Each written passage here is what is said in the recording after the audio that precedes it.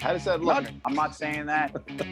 You get some sense that there's a handful of stocks. Look at that. I mean, you could tie that to the market. Bang. You know, Tim, it's so funny you have Anson Williams and Donnie Most behind you. I loved Happy Days as a kid. You know, it's crazy because I mean, they could be almost anybody. Actually, it could almost be Jim Carrey in Dumb and Dumber. Oh, that's not Jim Carrey, or that is Jim Carrey.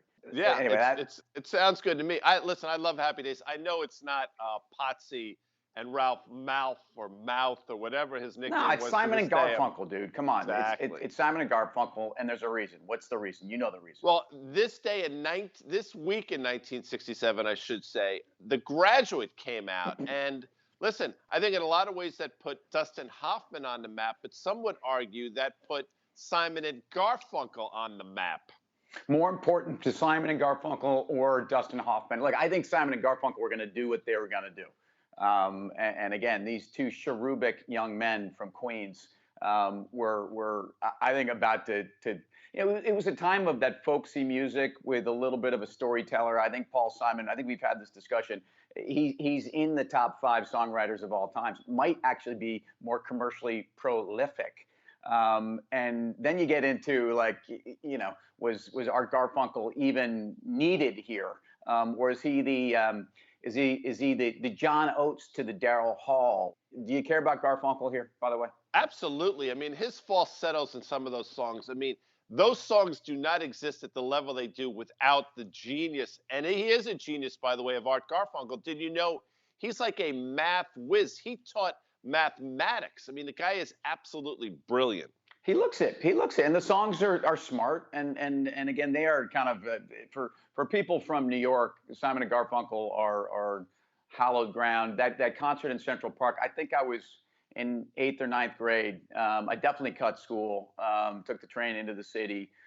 Checked that out. I have a poster from a '67 Lincoln Center event right on my stairwell. So I'm a big fan. Dustin Hoffman, not so much.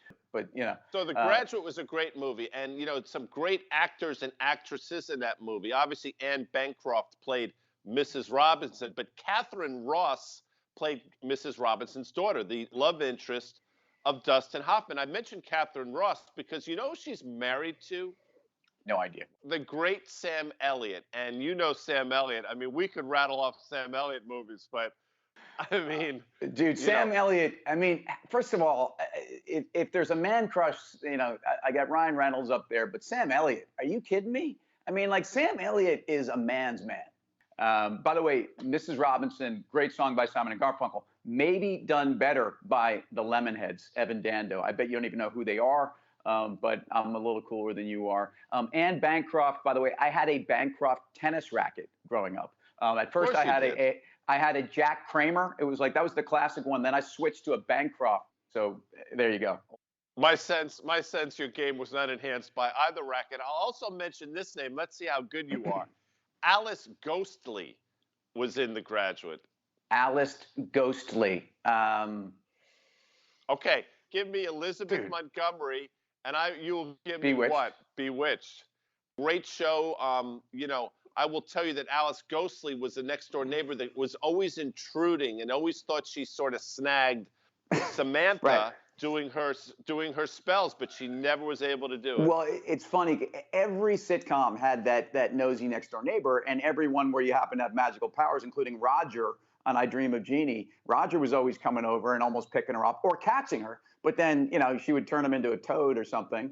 And in fact, the next door neighbor, how about on Three's Company? You had Larry in a sweet polyester suit. Why are we talking about The Graduate? And well, how do we? Funny. It's funny that you mentioned polyester suits because the hook of that movie was plastics. Like the world, like that was the big thing, plastics. What's the big thing now? Like, what's the big thing for companies now?